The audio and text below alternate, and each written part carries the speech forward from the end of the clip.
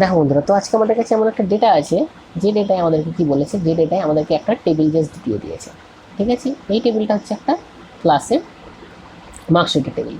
তো এই টেবিলটাতে আমাদেরকে দিয়ে দিয়েছে, দেখো এখানে আছে 10 জনের নাম আছে, তাদের রোল নাম্বার আছে, বেঙ্গলিতে কত পেয়েছে, ইংরেজিতে কত পেয়েছে, ম্যাথে কত, হিস্ট্রিতে, জিওগ্রাফিতে, লাইফ সায়েন্স, ফিজিক্যাল সায়েন্স, এবং এদের টোটাল আছে, পার্সেন্টেজ আছে এবং গ্রেড আছে। ঠিক আছে, তো এই টেবিলটা আমাদেরকে দিয়ে দিয়েছে। এইবার বাকি যে কলামগুলো আছে, বাকি কলামের রোগুলো মানে টেবিলের যেটা আছে, সেই টেবিলটা আমাদেরকে ফিল করতে হবে। তো এইখানে আমরা যেটা শিখবো সেটা হচ্ছে টোটাল। তোমরা সবাই জানো যে কী করে বের করতে হয়, টোটালও জানো, আমরা পার্সেন্টেজও জানো যে সবাই কী করে বের করতে হয়। এইবার এইখানে যেটা জিনিস সেটা হচ্ছে গ্রেড।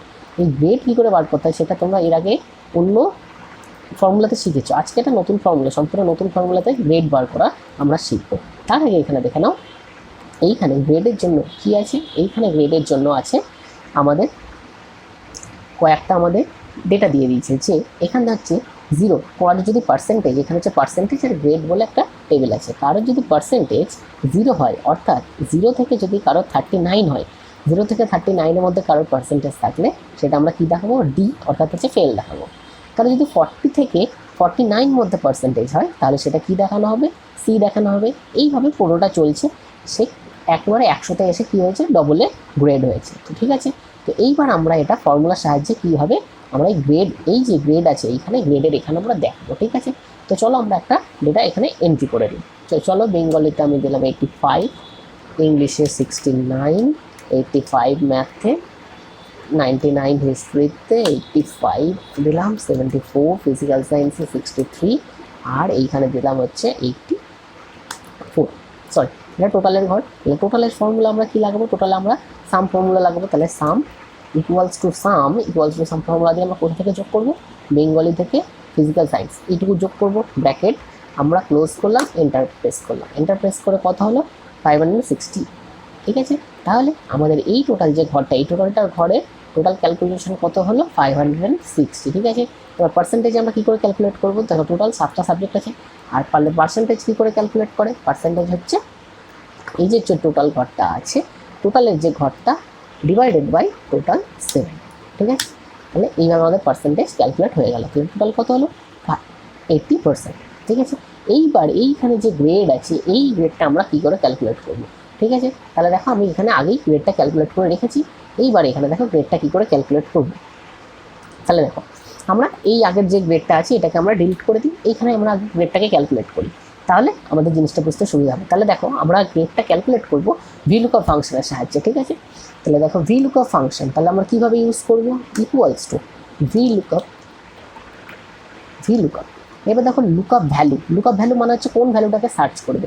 এই যে ফাংশনটা চলবে, এই ফাংশনটা কোন ভ্যালুটার উপরে ভিত্তি করে আমাদের গ্রেডটাকে বসাবে। তাহলে পার্সেন্টেজ ভ্যালুটার উপরে ভিত্তি করে গ্রেডটাকে বসাবে, তাহলে পার্সেন্টেজটাকে সিলেক্ট করলাম, কমা, দেখো টেবিল অ্যারে মনে হচ্ছে এই পার্সেন্টেজের ভ্যালুটা কোথায় ও খুঁজবে। ঠিক আছে, কোন টেবিলের মধ্যে খুঁজবে, তাহলে এই টেবিলটার মধ্যে পার্সেন্টেজটাকে খুঁজবে।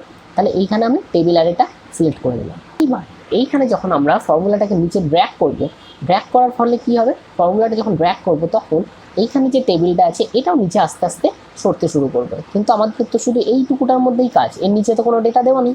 তাহলে এই জন্য কী করতে হবে, যে টেবিলটুকু আমরা এই টেবিলটুকু সিলেক্ট করেছি এটাকে আমরা লক করে দেবো, যাতে ফর্মুলাটা যখন আমরা এই নিচের লাইনে ড্র্যাগ করবো তখন যেন এই টেবিলটা নিচে যেন না সরে যায়। ঠিক আছে, তাহলে লক করার জন্য আমরা কিবোর্ড থেকে F4 প্রেস করবো।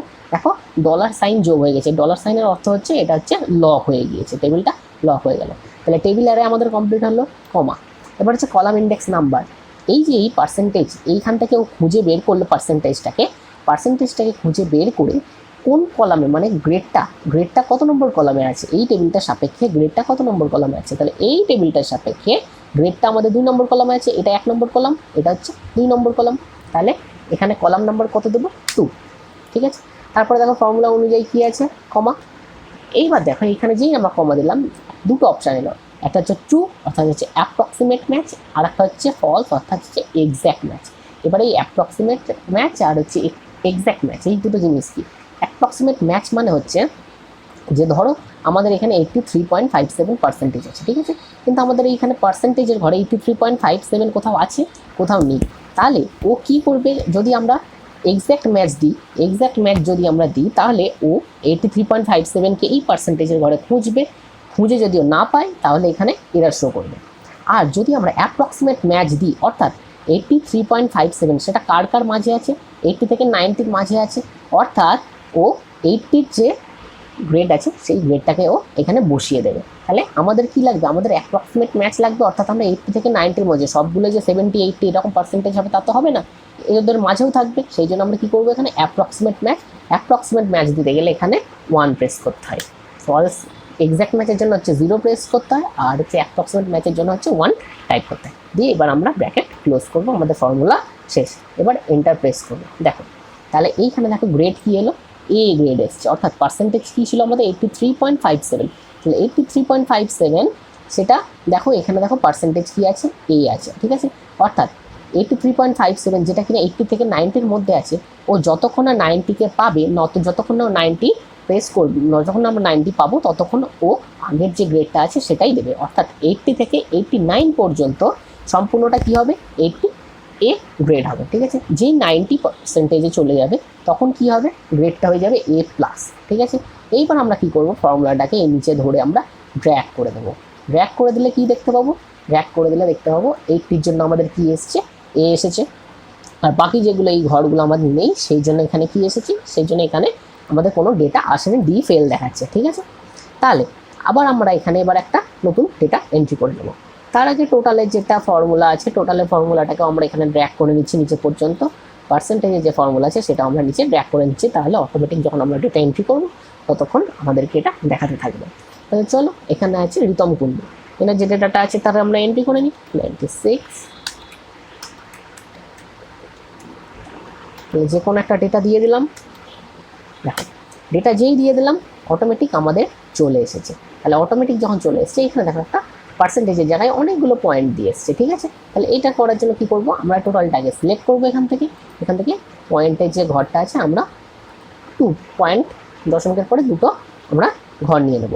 তাহলে দেখো 72.43% বেড়েছে, সেই অনুযায়ী 72 আর 80-র মাঝে আছে, সুতরাং কী হবে, পার্সেন্টেজ হয়ে গেল আমাদের B+। আর একটা ডেটা এন্ট্রি করে দেখি 85, 45, 78, 96,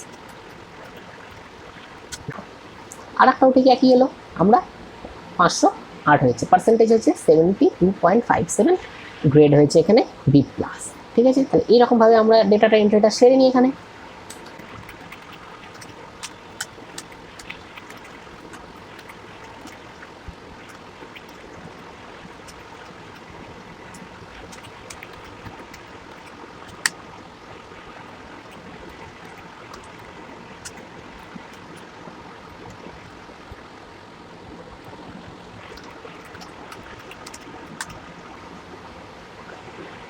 তাহলে আমাদের ডেটা এন্ট্রি এখানে শেষ হয়ে গেছে। তাহলে এটা আমাদের ডেটা এন্ট্রি এখানে কমপ্লিট। তাহলে দেখো বন্ধুরা, আশা করি তোমরা সবাই বুঝতে পারছো যে VLOOKUP ফাংশনের সাহায্যে আমরা কীভাবে গ্রেড ক্যালকুলেট করতে পারি, ঠিক আছে। তাহলে আজকে ভিডিওটা এতটুকুই, এরপরে আবার নতুন ভিডিওতে দেখা হচ্ছে। ততক্ষণ পর্যন্ত ভালো থেকো, গুড বাই।